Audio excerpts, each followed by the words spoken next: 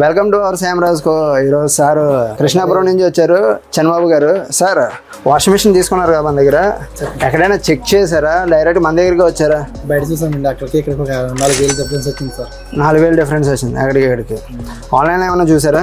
ఆన్లైన్లో కూడా చూసాం, దానికి దీనికి డిఫరెన్స్ వచ్చాక ఇక్కడ తీసుకున్నాం సార్.